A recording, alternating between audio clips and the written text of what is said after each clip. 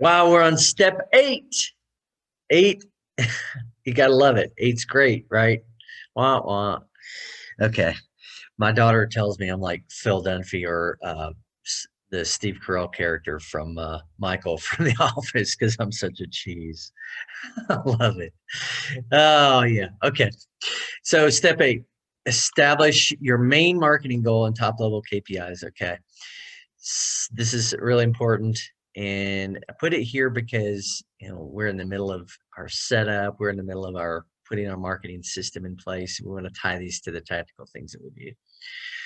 So let's look at some things. Now, KPIs, the way that they're defined is it's a performance, and this is thanks to Wikipedia. A performance indicator, key performance indicator, is a type of performance measurement. KPIs evaluate the success of an organization or of a particular activity in which it engages. So professional. I look at these as the numbers that we want to track on the way to becoming successful to our goal, the essential numbers. So let's look at a few things. Okay. Now, there are a set of what I call most important numbers, and these are things that we have to know. How much, or at least be trying to figure out, trying to understand it now. But we should definitely at least be on a mission to know them, and we really want to become intimate with these. How much is a client worth in the goal time frame? So we set a goal and a goal time frame. We want to increase our sales by $1 million within a year. So how much is the average client worth in that time frame? What's the average lifetime value of a client? Okay. So how much is a client worth in a year? If we keep that client around for an average of 6 years and the average client's worth 20,000 a year, then over the lifetime, that client's going to be worth an average of $120,000 over the lifetime of the client. How much am I willing to invest to get a client? Again, the big time marketers say the more you're willing to invest, the more clients you're going to get. But this is an individualized thing. There are industry stats. You can look at, what people in your industry invest on average to get customers, what they spend on their marketing, so on and so forth.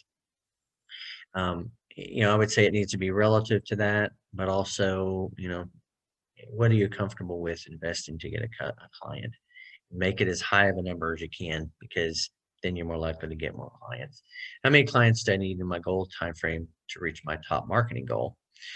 So we want to let's look at this here. I'm going to go back and actually go through this exercise on my marketing strategy.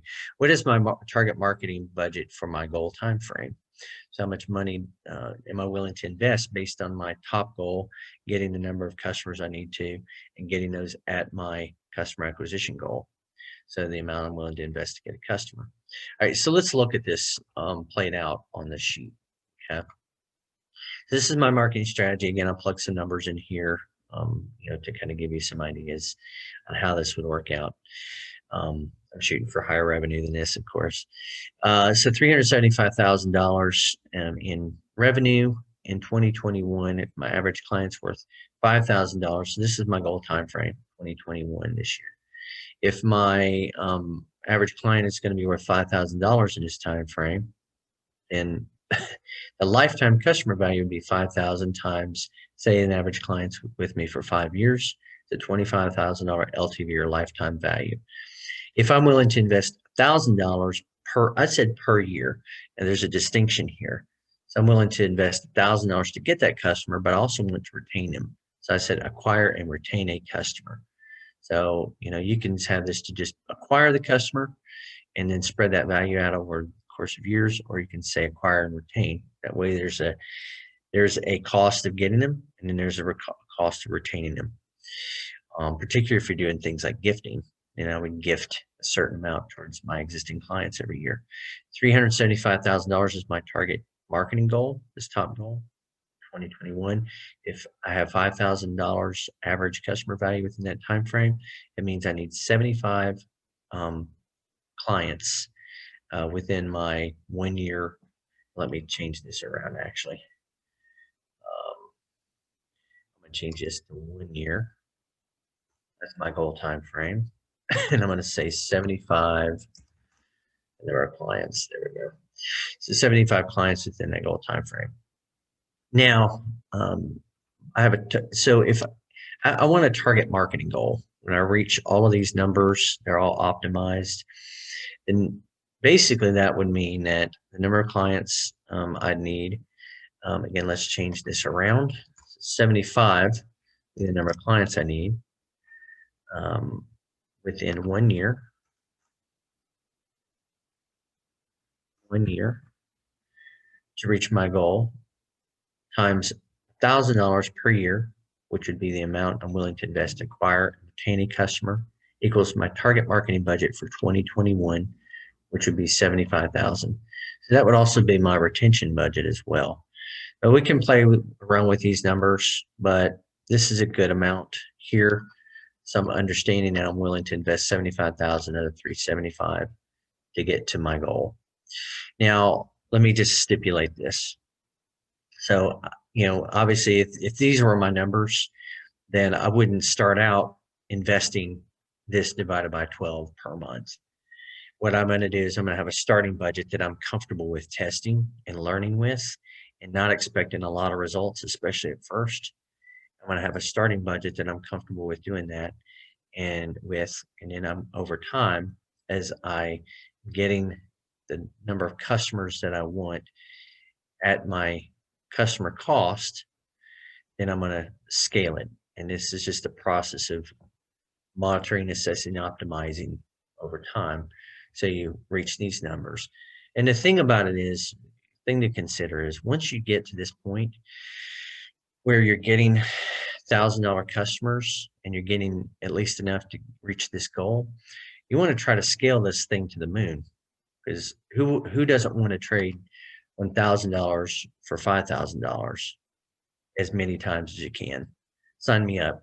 If I can scale this to 10 million, 20 million, 50 million, a billion, then that's what I want to do. So scale it. Once you hit these numbers, scale as much as you can to the extent that you want to grow your business. So that's how that works as far as budgets too, is starting budget. I'm comfortable with investing and testing and know that I'm probably not going to get a lot out of it for a while. And then your target budget, which is the numbers on the screen here, that's what you're aiming for. And then when you get to that point, scale it as far as you can. Now, this is also, we need to think of this in terms of what we're aiming for. This is an aim. Again, marketing strategy is not predictive. We're not psychics. We're not predicting the future. So this is what we're aiming for. So like we talked about at the start of this process, putting this together, this is a game plan. So as you start doing stuff over time, these numbers start to flesh out in reality. And the more marketing history you have, the more idea of what the reality of this might be. But a lot of factors. There are economic factors, seasonal factors, competitive factors. All those things play into this. It's a very dynamic thing. But again, you need at least something that you're aiming or striving for. Now, what I did is I broke down my KPIs into. I took these numbers and then I tied them to my sales process, and I created KPIs for each of my 2 target markets, which is direct clients and lead generation partners. So right here, they're basically the same thing. The biggest difference is going to be, with partners, you have to get fewer partners, partner leads and partners in order to reach your new client goal. Whereas with direct clients, you have to get a lot more direct clients. That's why I love these leveraged relationships and partnerships, because they give you a lot more opportunity to get a lot of clients per one partner, and you focus primarily on marketing to the partner. So these are the KPIs, and I always start down here at the bottom with my budget and then work my way back up to the top and tie all this into my sales process. To tie your KPIs to your sales process, define your sales process, and then And that should be done as part of the exercise of determining your sales funnels and, your buyer journey, which we did in the previous video.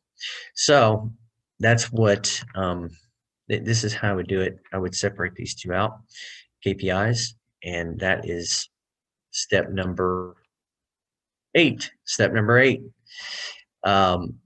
We killed it, didn't we? All right, so we're going to move on to step number 9 here in just a minute. Thank you guys so much. We'll have a sip of coffee and go get you something to eat.